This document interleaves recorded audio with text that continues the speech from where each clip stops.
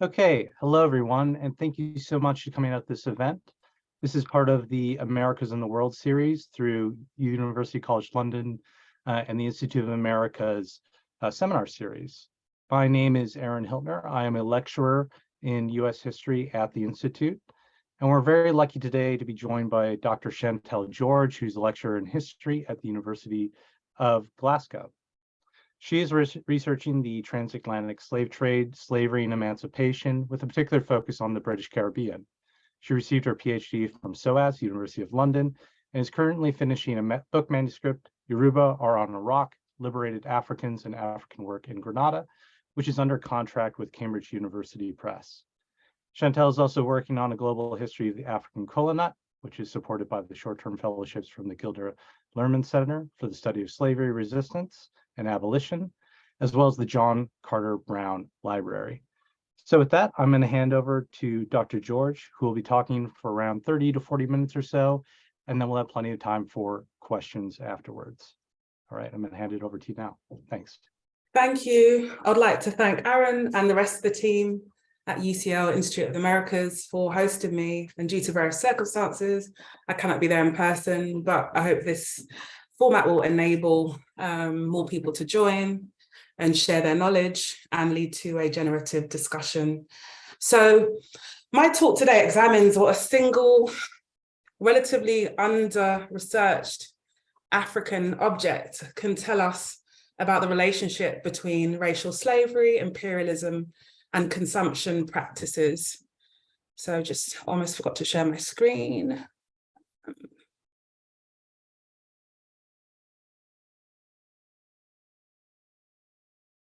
Okay, so from the late 19th century, bioprospectors, homeopathic chemists fervently reported on the discovery of the African kola nut, or its Latin name or scientific name, Kola acuminata. They hoped it would supersede the demand and interest in coffee, tea, and chocolate, and bolster imperial ambitions and offer miraculous health benefits to the European consumer. It was later adopted by soft drink manufacturers in Britain, and one of the sort of focuses on my work is Scotland. So it was adopted by Scottish companies Bar, the makers of Iron Brew, and Currys, who produced their various versions of cola, sparkling red cola, and so forth. And of course, more popularly by Coca-Cola and Pepsi Cola. This nut has a rich history. While the kola nut was new for the Scottish and other European audiences, it was not so for African peoples. For centuries, Africans and African-descended peoples cultivated, consumed, and established trading networks in the nut. Yet, in global histories of commodities, sugar, tobacco, cocoa, cotton, a common thread is their production by African labor, driven by changing consumption habits in Europe and North America. Few examine Africans as distributors and consumers of global commodities across the Atlantic world, failing to recognize the impact of Africans throughout the life histories of commodities. So this is my key intervention: Africans as distributors and consumers, Africans and people of African descent. So this talk uses a kola nut as a case study to add a layer of complexity to these existing reductionist representations of Africans as mere laborers. I'm interested in how did Africans consume and distribute cola, and what can this tell us about the connection between British consumption practices and its imperial endeavors? I'm also thinking about themes such as gender and religion. So I've been thinking about the kola nut for many years now. And my interest started or peaked when I heard about the African kola nut in the island of Grenada in the Caribbean. So the first time that I remember to have heard about the kola nut was in the Caribbean. Benedict Anderson, now passed, was generously sharing his memories of a practice known as African work, or Orisha worship. His memories were from the 1950s and 60s, and he told me that there was an kola nut tree in Grenada, in the village of Munich, where recaptured Africans, enslaved peoples taken from foreign vessels, slave vessels by the British, and then sent to the Caribbean and other places. So where these recaptured Africans settled, there was a cola nut tree. And it piqued my interest. And since then, I've tried to think and see the cola nut in its various manifestations over time and place. So I'll focus on 4 areas: Africans as consumers, Africans as distributors, British consumption practices with a special focus on Scotland, where I'm based, and the relationship between British consumption and imperialism.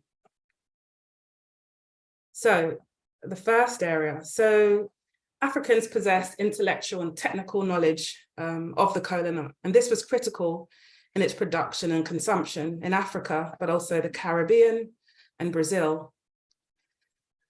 Could an item produced by unskilled natives, and this is the language taken from a medical pamphlet, could an item produced by unskilled natives who are supposedly ignorant about the medical properties of the nut,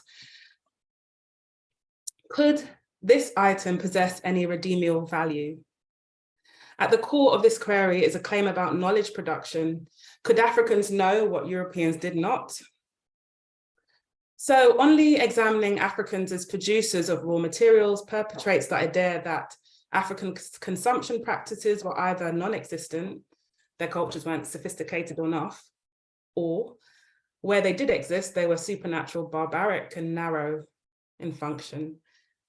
Both interpretations support the idea that ungirded imperialism that sustained European contact would convert Africans into consumers of European goods, where they'll learn the values of commodities. And these ideas about African consumption, I argue, are still embedded in many of the 21st historiography on global commodities, because they mainly focus on Africans as producers rather than consumers and distributors. So African knowledge systems were critical. The cola nut is indigenous to Western Africa. The nut or seed grows on pods on trees and can grow up to 40 feet high. Tree bears fruit in 6 to 7 years after planting. The color varies from white to red. There are 40 species of cola, and there are 2 major species. The first, Cola nitida, and the second, Cola acuminata. And they both have similar properties in that there's significant caffeine content, particularly in Cola acuminata.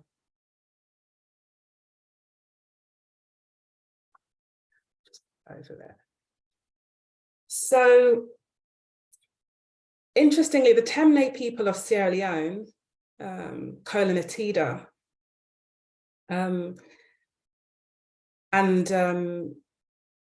call cola, and I'm unsure how to pronounce this in Temne, but they call cola by its scientific name. So that seems to suggest to me that this African name for cola was appropriated by the scientific community. I've got a chart here from Paul Lovejoy's work, which shows the different words in the African languages and some of the African languages in the West African forest for cola nut. And we can see that the Kissi and Temne word and the Gola too is quite similar to what we know as cola today. Yet, when I went visited the world of Coca-Cola in Atlanta, one of the images that were shown, it was a rolling video actually, declared, but there was no such thing as cola. So there's this denial, at least in the commercial arena, of the use of this African commodity, not always, but definitely in the world of Coca-Cola. So both acuminata and nitida offer benefits besides caffeine. They contain theobromine found in chocolate and tea, which stimulates skeletal activity, lowers blood pressure, choline, which stimulates the heart, and cola also aids digestion and can suppress hunger and thirst. Africans are well aware of these benefits. They employed kola nut in a wide-ranging and complex way, which varied across African societies. And one of my objectives is to find out more about these various uses and how they change over and how they vary over place. Kola was a masticatory. It was chewed, especially by Muslims, because of the prohibition on alcohol, energy for leisure. It was also a dye, a form of currency, an aphrodisiac, and a critical item in life events, political, ritual, performance, and mediating disputes. Chinua Achebe, renowned Nigerian author, in his book, Things Fall Apart, wrote, "He who brings kola brings life." African historians have shown that kola, grown and distributed and consumed initially by Africans, later became an important pharmaceutical and tonic item across the world. So this is a commodity indigenous to Western Africa. There are various uses of the kola nut by Europeans. Travelers consumed kola nut to relieve thirst, improve the taste of water, improve the taste, or refresh stale meat rather. It was noted that kola was used as a body dye or clothes dye in West Africa. It's also used as a form of currency. So one of the areas that I look at to think about kola and to think about this knowledge that Africans possess is literature. So I mentioned Chinua Achebe, he who brings kola brings life. It's an honor to break the kola, followed by thanking the ancestors for life, health, and protection. And I have not been to Igbo land, and this is a critical place where I need to go. And so what I found is some interesting literature written by Africans. I think that's really important to stress, on the kola nut. I'm also interested in writing systems such as the Adinkra symbol of Ghana. How did Africans write about the kola nut? And the literature on kola nut, these writing systems embody that knowledge. Objects I'm interested associating with kola. This is a form of a kneeling woman holding a rooster made to hold kola nuts. It's shared with guests. It's a gesture of hospitality here among Yoruba land. In the Church Missionary Society, there is a description of the design and a depiction of a design of featuring kola nuts by an Igbo woman of southern eastern Nigeria. Indigo was used to apply the pattern. It was greenish in color until it changed to black after a few hours, and the design would remain for several weeks. This occurred at a home where young women were trained for marriage.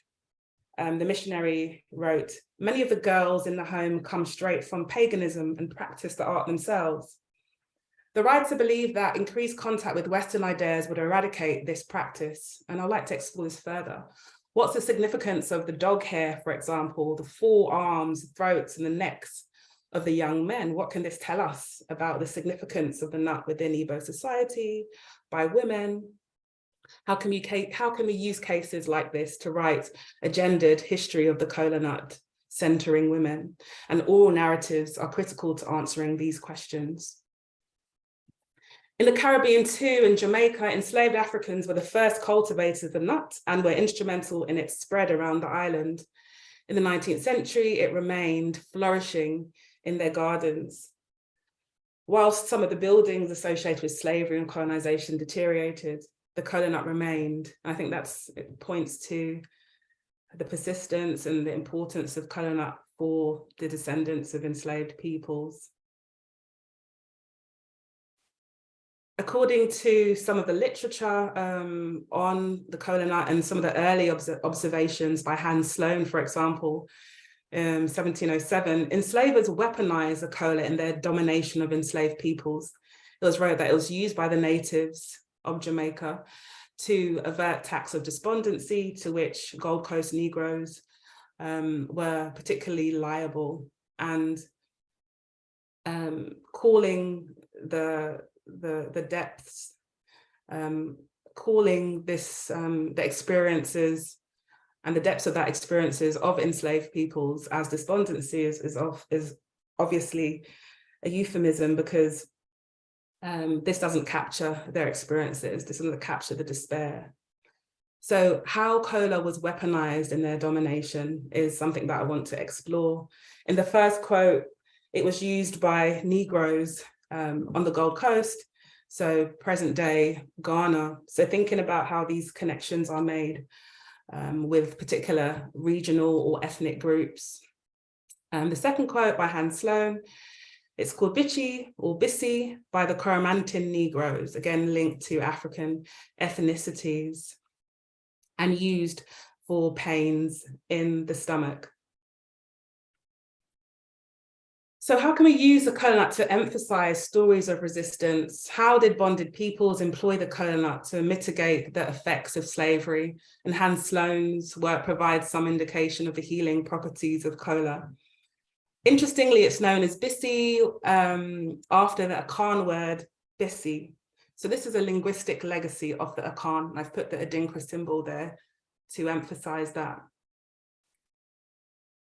Also in the Brazilian Candomblé and Cuban Santeria and Grenada's African work or Orisha worship, Africans recreated their religious traditions using African grown kola or using kola grown in the region, and would often substitute it where kola wasn't available with locally grown items such as calabash, shells, etc. Or there's evidence that they too combined it with Euro-Christianity, iconography, such as the crucifix. And they also placed it in shared spaces with adherents of South Asian heritage. So I'm interested in how the kola not only tells us about people of African descent, but about these shared spaces, all these spaces shared by people of diverse heritages within slavery and post-slavery Caribbean societies. In the mid-18th century, in Brazil, kola was recognized as a lucrative item of export from Angola to South America. And in this quote here above, this refers to the demand for kola nut in Brazil and the trade between Lagos, West Africa, where it was used for the descendants of African slaves. So formerly enslaved peoples were engaged with trade between Bahia in Brazil and Lagos. And so it's important to think about Africans as distributors of commodities in the South Atlantic.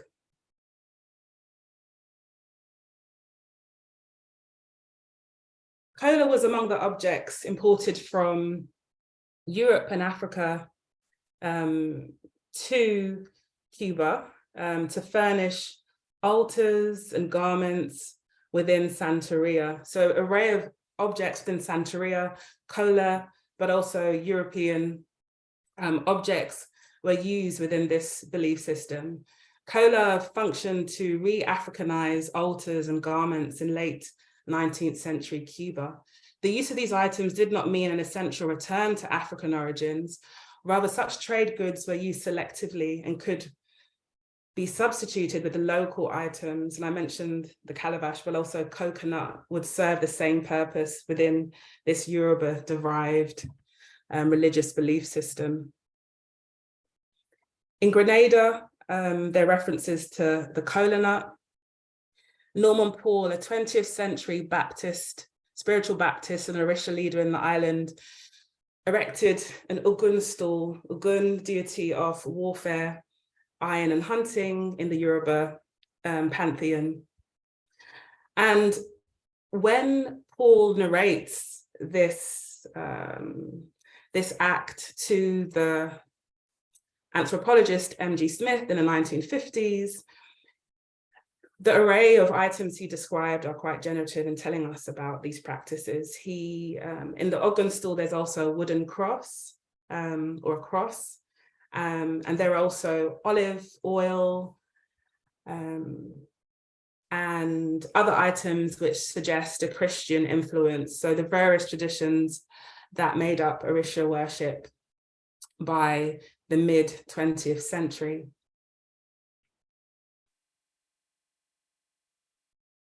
Africans as distributors, I mentioned the Afro-Brazilian traders. And there's also a belief among many Afro-Brazilian ancestors, according to Voix, an anthropologist, that their ancestors smuggled seeds of rice, cola, and other African plants in their hair, clothing, or magical pouches. So what can this tell us about the distribution networks and the ways in which enslaved peoples added memory or added meaning, rather, to their enslavement through this transfer? The Scottish chemist J.C. Pottage, who was said to be responsible for introducing the cola nut in Scotland, showed some awareness of the significance of the nut in the Americas.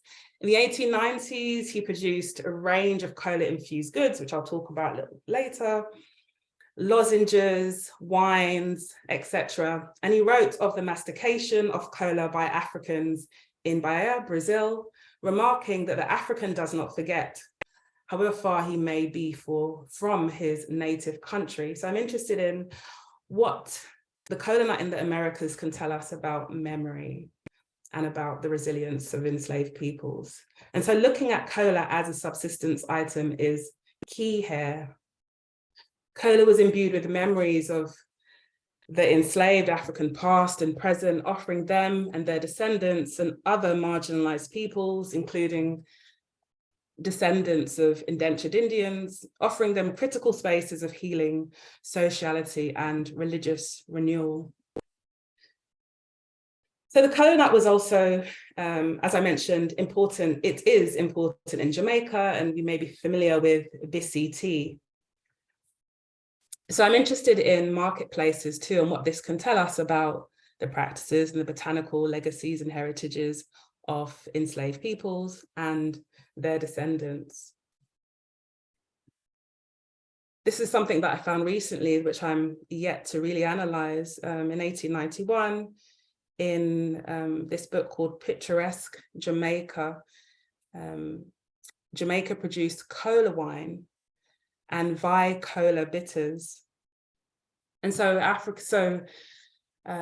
companies in Jamaica, in the Caribbean widely, were producing their own version of cola nut beverages, again, mimicking, if you like, or replicating the ways in which cola nut was used in Western African societies for sociality, for healing, etc. British consumption practices.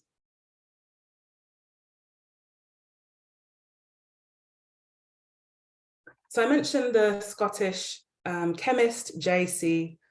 Pottage, and he was one of many other chemists in Britain who produced a variety of cola-infused products from about the 1880s. And he penned a book on the nut, which was the quote, where the quote came from, concerning Africans, people of African descent in Brazil consuming cola. Also at the Hunterian, which is local to me, there are some fascinating cola nut objects in the museum, the Hunterian Museum near the University of Glasgow. So far, I've identified about 11 cola-related objects in the National Museum of Scotland, and I believe there's many more that are not catalogued.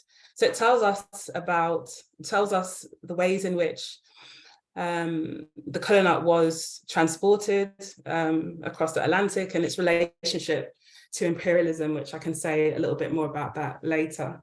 So the cola nut around the 1880s appeared in herbariums around the world. This is a sample of Cola nitida from the Kew Herbarium.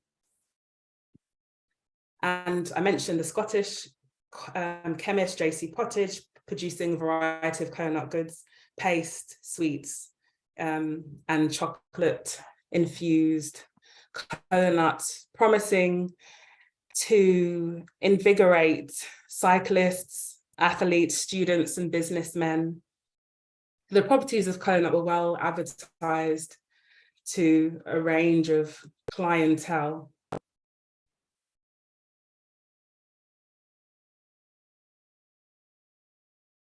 M.F. Thompson was another chemist who dabbled in the cola nut. He promoted the rigor-enhancing cola to the wary industrial worker in industrial metropole, Glasgow, placing a terracotta statue of wrestling athletes in their window front. Advertisers appealed, as I mentioned, to a variety of clients, surgeons, ministers, physicians, and advertised that cola would brighten the intellect and stimulate their mental faculties. And this is something that I want to look into more, how the marketing of cola nut was also gendered. Advertisers and chemists describe the benefits for women during their household work, cleaning and caring for children, etc. So several Scottish companies were involved in producing the cola nuts I mentioned, Thompson, including bars who produced iron brew. So several Scottish companies manufactured cola-flavoured beverages. Leishman writes in Consumer Nationalism and Bar's Iron Brew that following the invention of the carbonated cola drinks in the 1870s, several Scottish firms were reported selling Scotch cola, sparkling champagne cola, or Edinburgh cola as early as 1880. Around that time, a trade notice informed enterprising American bottlers of the popularity of cola drinks in Scotland, encouraging them to introduce cola drinks in the US market. Since Pemberton, the founder of Coca-Cola in Atlanta, went on to launch Coca-Cola a few years later, Leach argues that Scotland is even considered by some as a national origin of this class of beverage. This points to the link between Scotland and globalization and North America, but also the ways in which African consumption practices, I'm thinking especially about sociality and medicine here, was formative in Coca-Cola and other cola-infused beverages in the late 19th century. So it's intriguing that the adoption of cola by the Scottish reportedly inspired American consumption practices. This makes a strong case for the influence of African commodities and its uses around the world.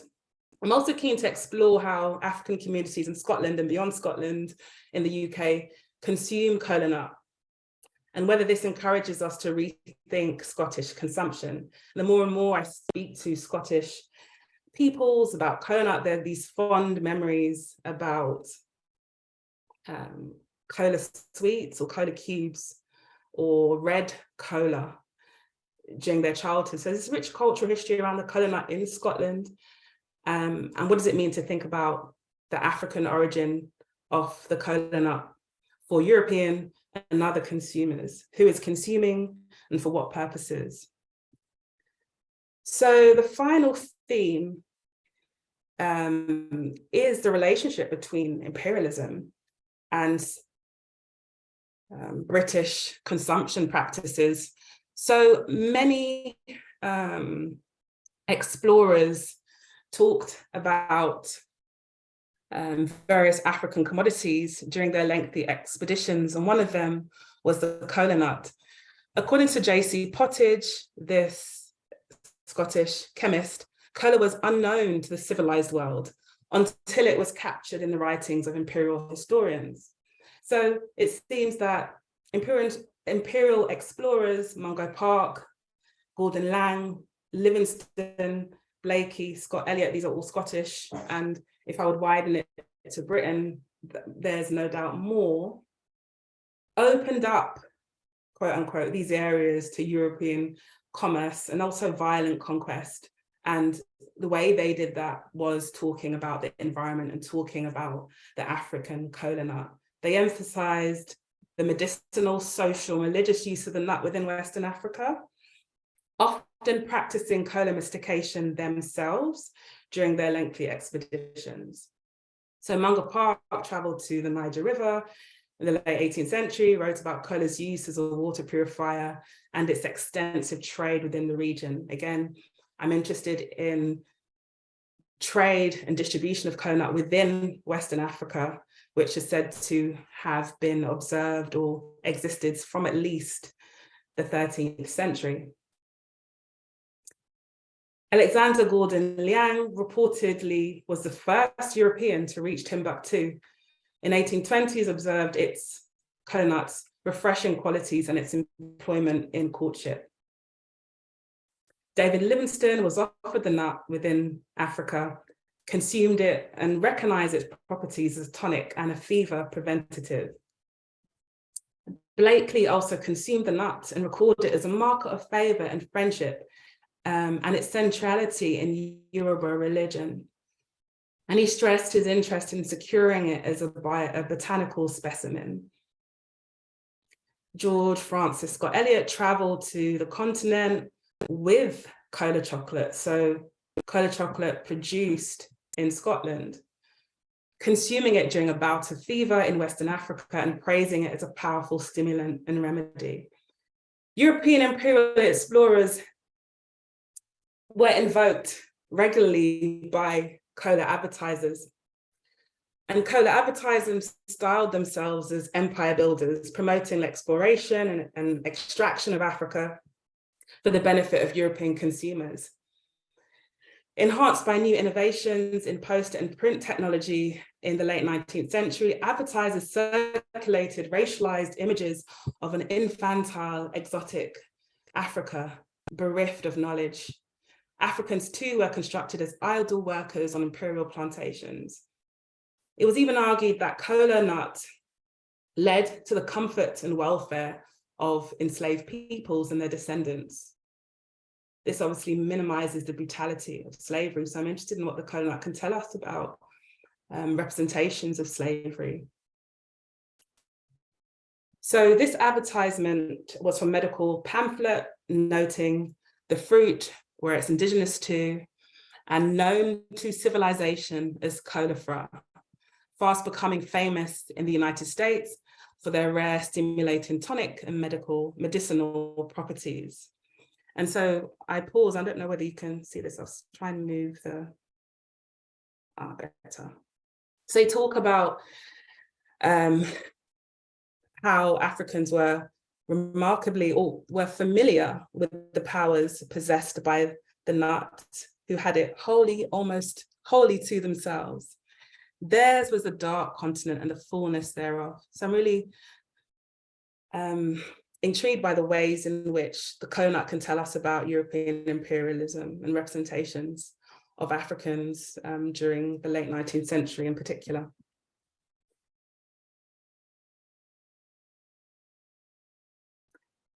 So to end my talk, I found it fascinating that these ideas about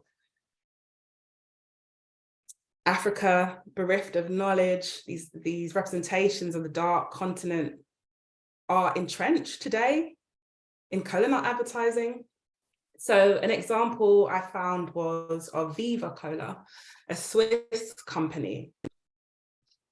So according to their legend of the company's beginnings, the founders of Viva Cola sent employees on a quest to Cameroon, the land of the cola nuts. And the map is here, to find this mysterious fruit, and bring it back to Switzerland. If you navigate to their website, they say we can't say for sure how much of this is true, but they know that in 1937, this bitter caffeine-rich nut popped up in Zurich, and it was introduced in the 1930s to the Swiss public. And so looking further on their website, we can see these images of an exotic wild Africa, for example, impressions of our expedition. The wild African kola nut is a glaring example of these negative representations of Africa. So looking closely, there's an image of Africans navigating, or some of the representatives of River Kola, a boat across the rivers, very reminiscent of Joseph Conrad's work, Dark Continent, and other imperial explorers and writers. The focus is very much on European exploration by these Swiss companies and the African landscape, when Africans, and really embodied by this last picture, right, with the backpack and the flag and the shoes and the water bottle, all these sort of markers of exploration in the African jungle. The map is indicative of that too. When Africans are portrayed, it seems, at least according to their website, well, I guess this, you could say, a consumer of Viva Cola, but generally in the background, right, or as laborers. So these representations of Africa are embedded in kola nut advertising today. So by way of conclusion, African knowledge and practices shaped the way kola was used across the Atlantic world. From at least the 13th century, a kola nut trade was developed across the Sahara, where it was a prized commodity. These sophisticated practices were captured by several Europeans during their colonial expeditions, who took interest in these practices, often consuming kola nut themselves. Women in early century Igbo land were able to assert the significance and meanings of the kola nut whilst under European domination. Centuries prior in the Americas, kola was appropriated for the continuing degradation and exploitation of blonded peoples. And at the same time, enslaved peoples used the nut to push back against this for healing and spiritual renewal.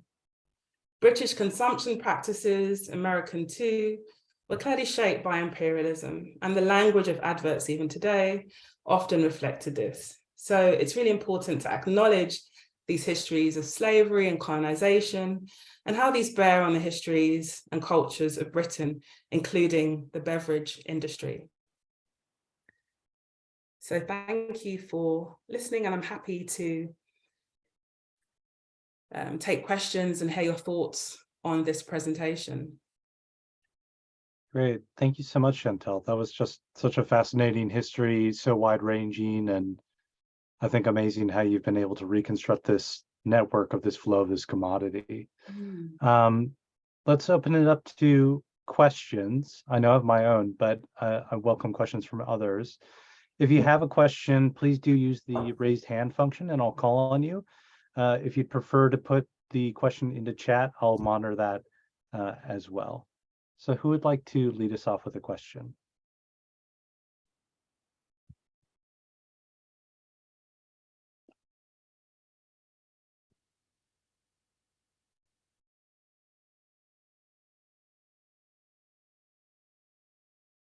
I guess while people think, maybe I can just ask you, Shantel, and then I'll go to you, Lucille, right after I finish mine.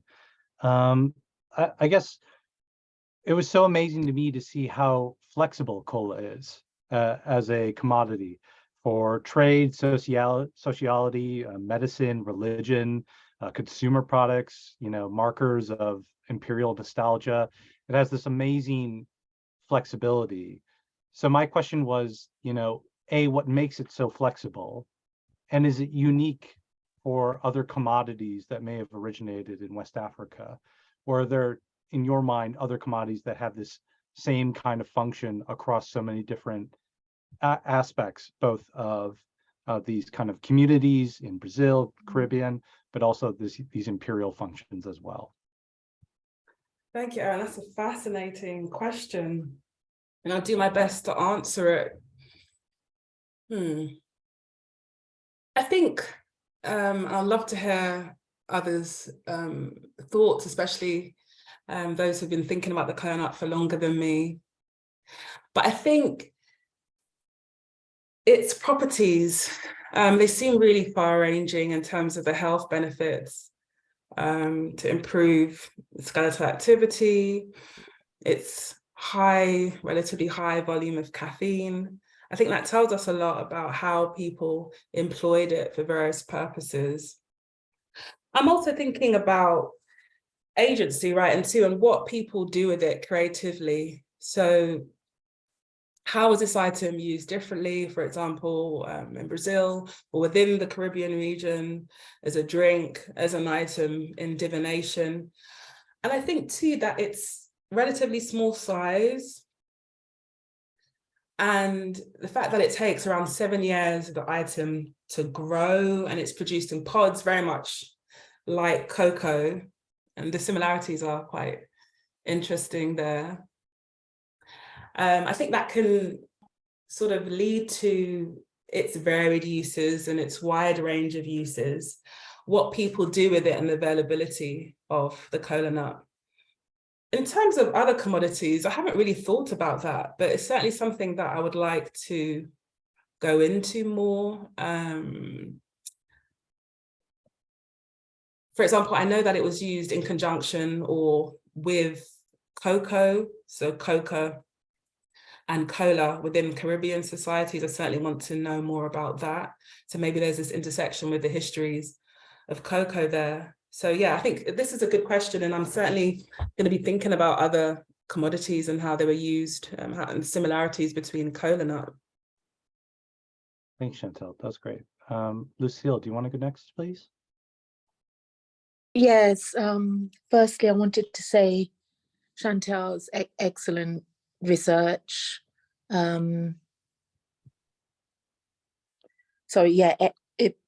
Excellent research. I look forward to it being published.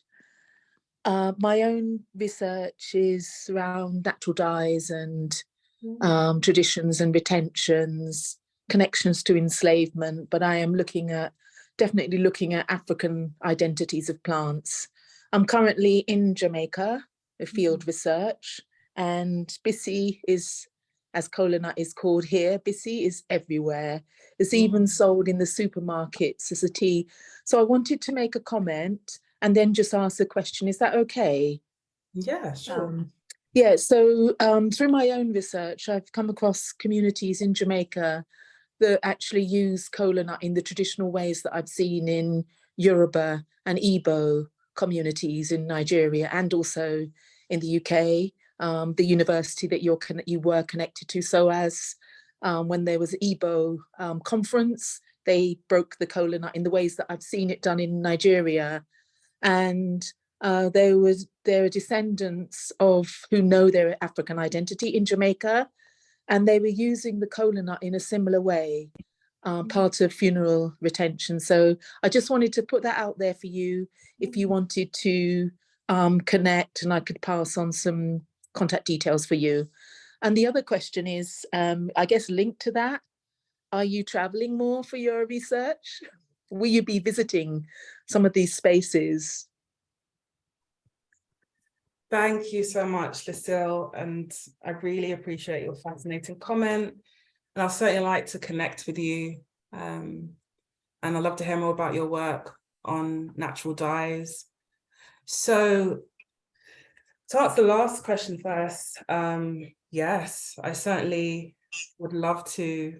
I think, yeah, you mentioned one question. I certainly love to go to Jamaica. I've only been there once or twice, but I have not. Actually, have not traveled as part of this project, but I'm eager to. So one of the questions I wanted to ask actually as well to you is, do you know where in Jamaica they use the cola nut? Is it a particular place? I know there's a place called Abikota. I don't know where. No, Abeokuta is a place in Jamaica where Yoruba indentured workers settled and their descendants, but a terrible storm years ago took them away from the space, but it's still called Abeokuta. there are two groups that are Yoruba descendants. It's Etu and Nago. The Etu are more in Hanover, and it was amongst the Etu that I saw the rituals of funeral traditions. Bissy grows everywhere in Jamaica, and it's used for so many different uses as a tea, similar to the traditional properties, but also it has other medicinal benefits that people use it for. They don't necessarily go to the supermarket like I do and go and buy the tea because I drink it, because the plants grow everywhere and people know how to use them, you know, so that knowledge has survived. So most people probably in rural Jamaica can tell you where there's a Bissy tree. They don't necessarily refer to it as Kola nut, it's Bissy, but it's everywhere. Thank you. Yeah, so Jamaica is one of my key places that I would love to visit because of this, you know, because of Bissy and the way it's spread widely in Jamaica. I'm also interested in, certain drinks mixed with milk or cocoa, and the Jamaica, the V wine or V Cola wine that I've never heard of until a few days ago. So thinking about these companies, whether they're still around today and looking at their histories, but oral histories in the Caribbean, particularly Jamaica, and Igbo land and Yoruba land is a must. So thank you so much for that, for comment, and I'll certainly be in touch with you. Yeah, your research is excellent. I'm happy to help with some links, you know. Fabulous. Right. Thank you so much. Thank you, Lucille. Keswa, please. Hi, I think my question actually is really similar to Lucille's. So I'll just say thank you so much, Shantel, for your talk. I had no idea that the Kola nut existed in Jamaica in its present day form. Like that was really, really interesting to me. And I wondered if you had much more information about other places in the Caribbean. I know you mentioned Grenada as well, and I think I'm just repeating what someone just posted in the chat. Like, how is it used in the contemporary moment in the Americas, really, in the Caribbean or in South America? But also, I'd like to say you got some high praise there from Mamadi, noted food activist. She said in the chat she liked your talk as well. So well done. Oh, brilliant. Thank you, Keswa. Oh, wow. Oh, okay. So it's varied uses in the Caribbean. So yeah, the island I'm most familiar with is Grenada. So where my parents come from and where I did my field work, I looked at, as Lucille was mentioning, the descendants of these indentured Yoruba in Grenada, smaller community. So it seems a primary way they used it was for divination, and seems quite similar to the Yoruba counterpart, where depending on how the kola nut fell, convex sides up or down, that will tell you whether the deity is pleased or wants you to continue with the ceremony. So it was a crucial item in the divination. There's some references to this also in the 19th century.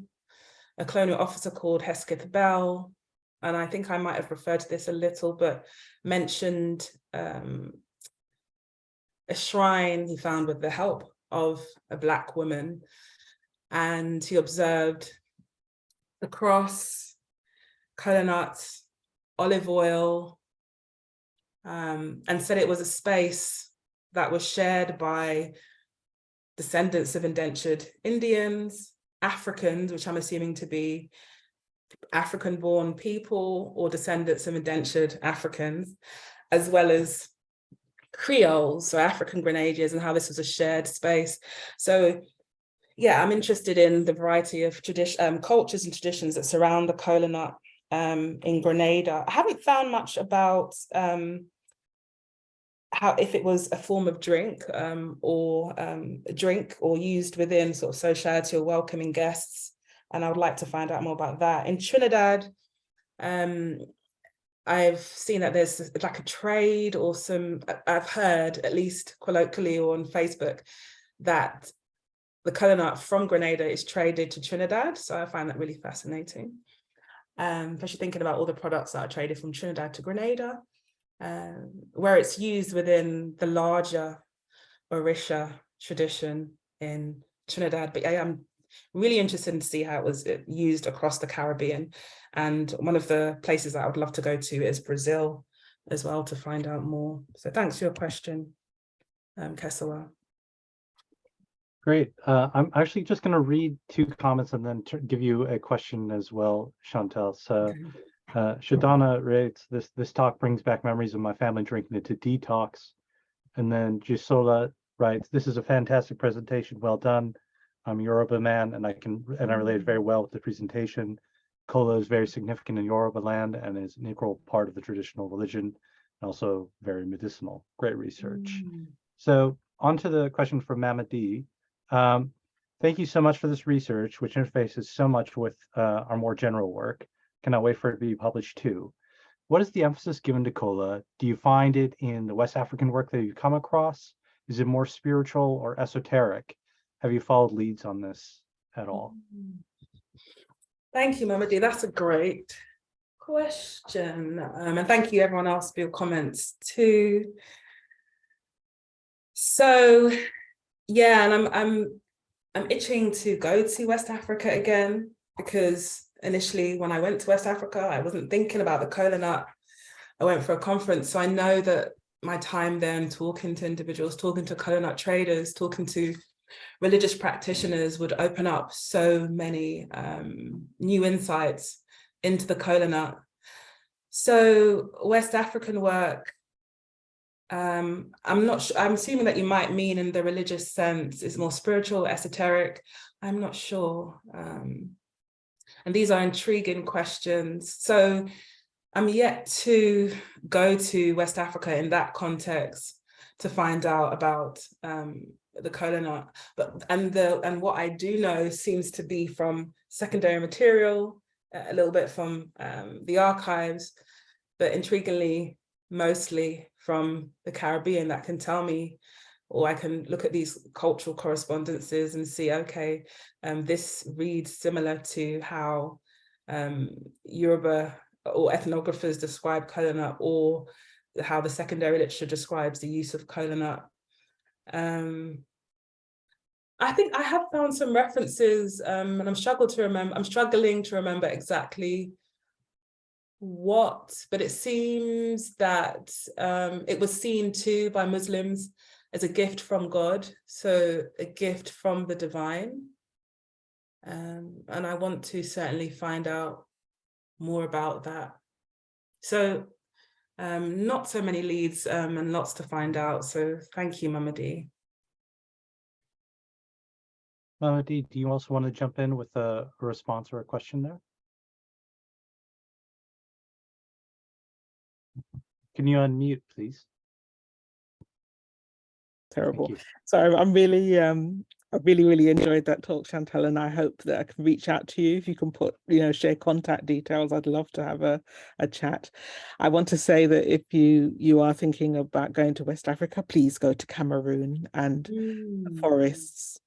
I think it's going to be a very rich seam of knowledge there, especially because there's so many other connected species and practice. Well, when I was there quite a long time ago, and I hope that the forest is not too denuded in the interim, but so much knowledge still around kola. And also there's fruit versions of kola that I remember consuming. So I think it's the exocarp or something, or mesocarp that's consumed, which is crispy. I've never tasted anything like it ever since or before. So that, and all the uses of other species, yeah, so many uses. I'd love to have a chat. So thank you so much for this presentation. Oh, thank you so much, Mamadi. Yeah, I will put that Cameroon forest on my list. It's interesting with the connection with Viva Kola, that Swiss company, and as you say, the knowledge that peoples have of this region and how they're often portrayed as bereft of that knowledge. So going to Cameroon will be, and West Africa generally would be essential. So I'd love to contact you and hear more about your work as well. Thank you.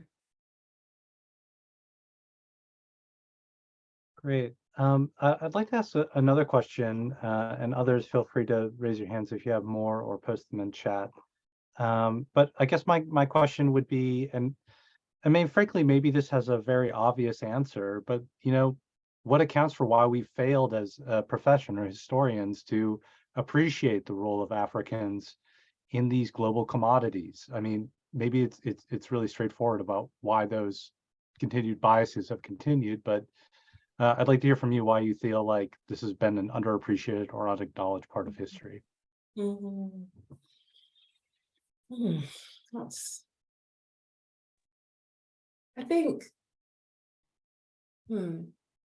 I want to say the connection, slavery and colonization. Slavery, because as I mentioned, Africans very much seen as just mere laborers when they were so much more.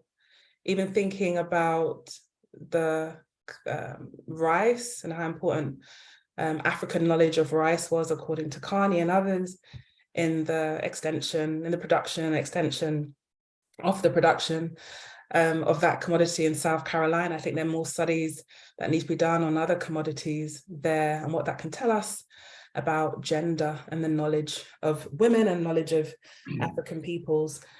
Colonization, obviously, again, another system that portrayed Africans as unknowing and uncivilized. We need to take seriously, right, their consumption practices, as well as their knowledges about these commodities. So I think, yeah, slavery and colonization, how these stereotypes are perpetrated in the literature today. There are as well some fascinating studies that have sought to critique this, such as Toby Green's study on cowrie shells.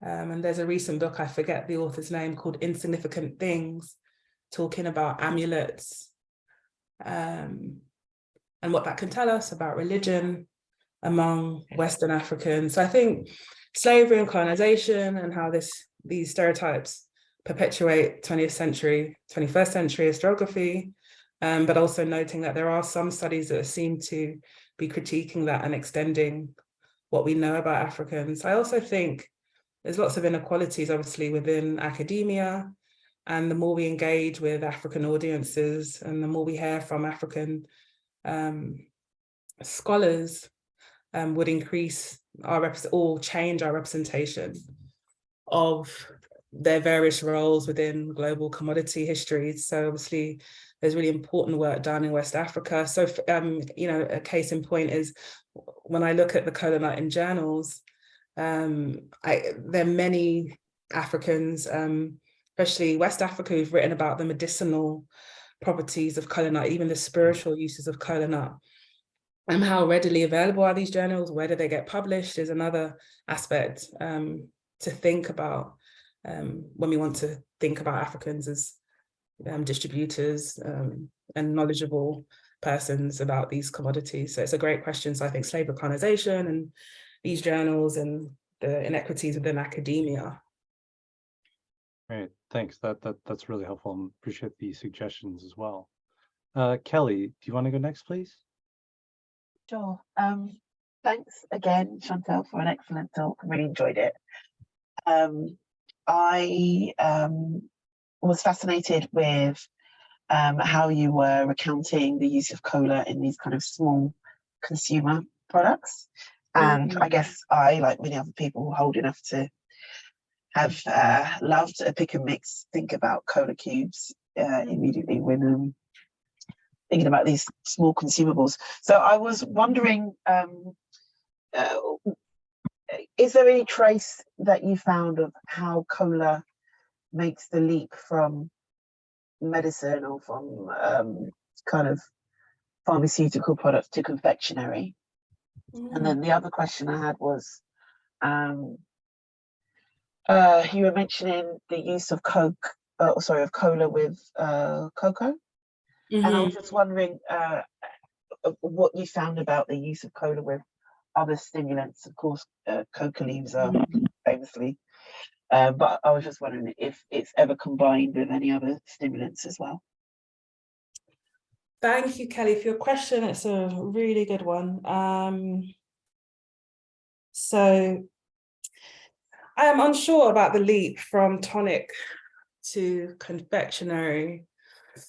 I would guess, and I think this is also true of some of the soft drinks, that up until the 1890s, for example, Coca-Cola used the cola nut, but because it was bitter to European audiences and bitter generally, and expensive to import into the UK and America, it seems that Coca-Cola stopped the use of cola nut around this time and instead substituted it with artificial forms of caffeine, or at one point even discarded tea leaves.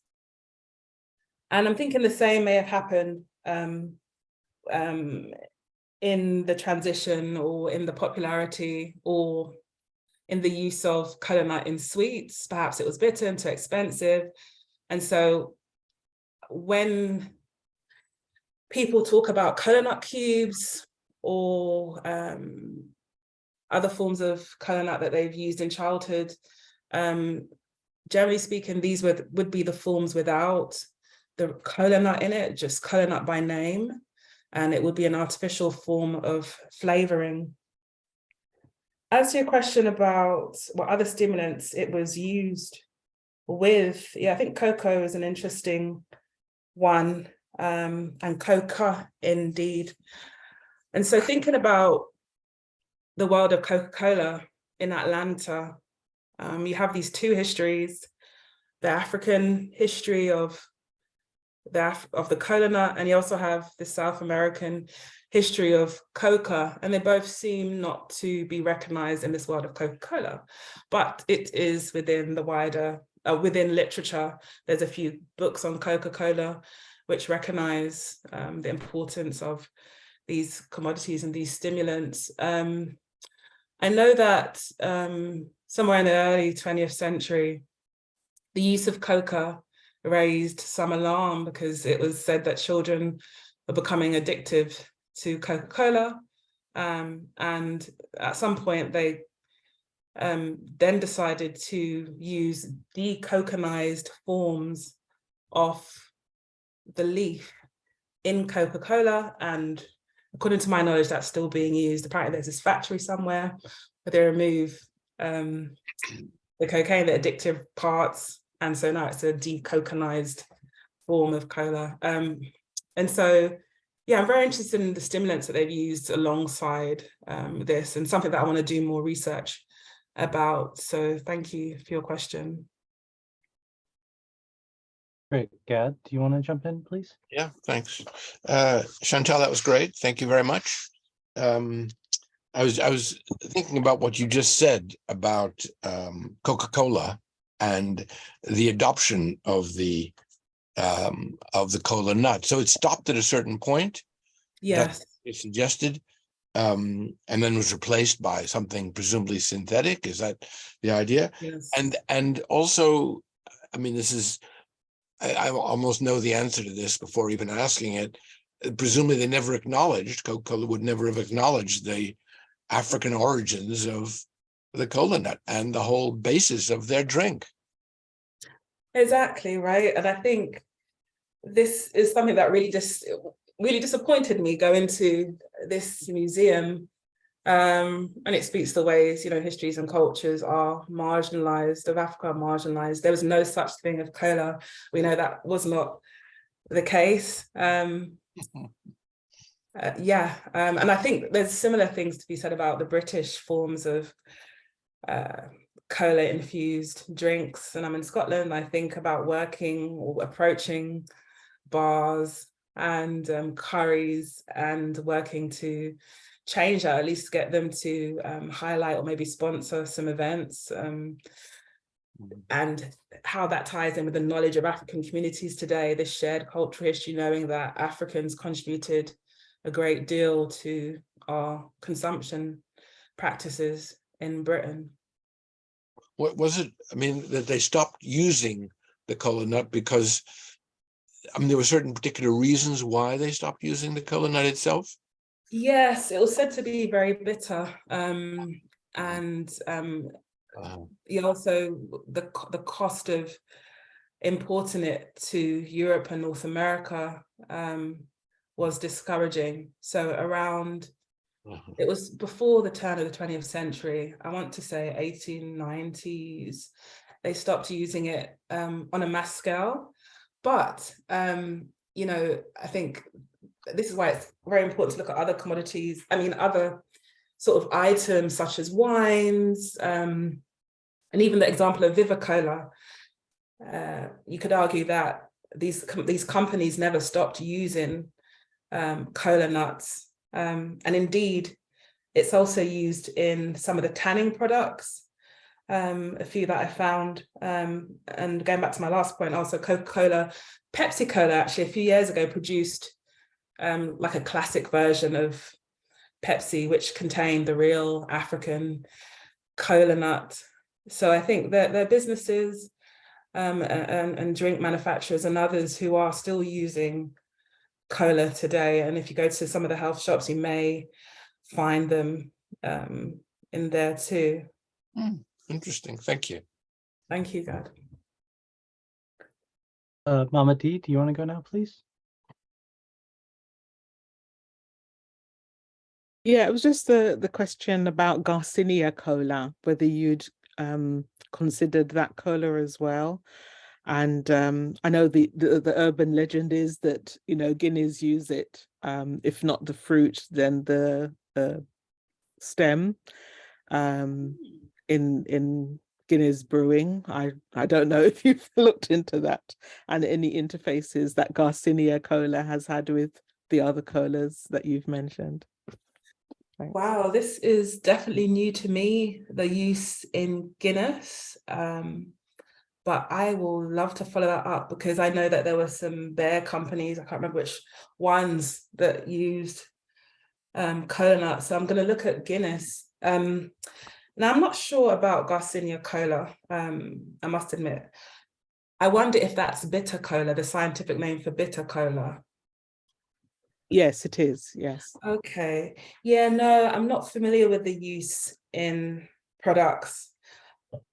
All I do know is that when I go to African grocers, and I think this is a good question worthy of investigation, it seems that they sell Garcinia or bitter cola rather than cola acuminata, because as my friend reminded me the other day, it's easier to preserve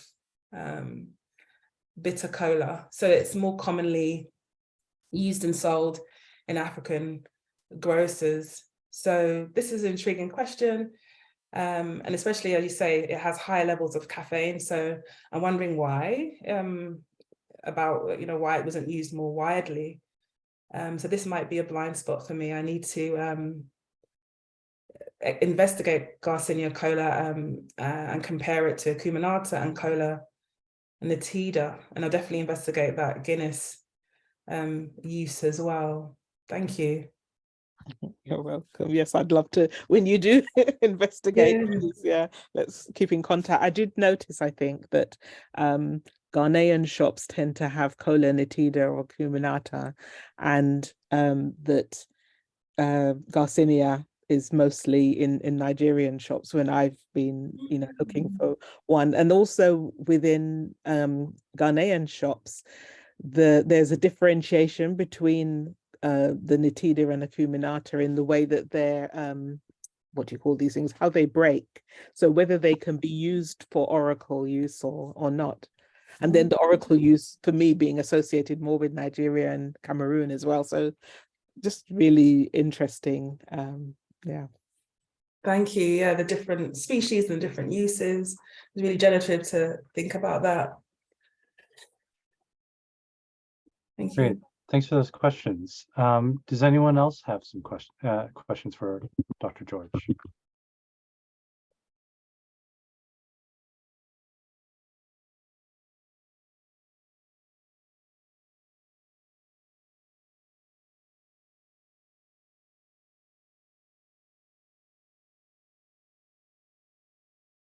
Well, if there aren't any final questions, I will just thank Dr. George for such an excellent talk and such an interesting discussion afterwards. Sounds like a lot of really good research leads to follow subsequently.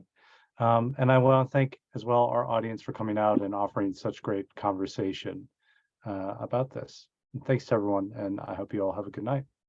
Thanks, Dr. George. Thank you. Thank you so much. Thank you, everyone. Thanks for your brilliant comments. I've learned so much. Thank you. Thank you. Yeah. Please do congratulate her. Yeah. All right. Thanks, everyone. Thanks. Take care.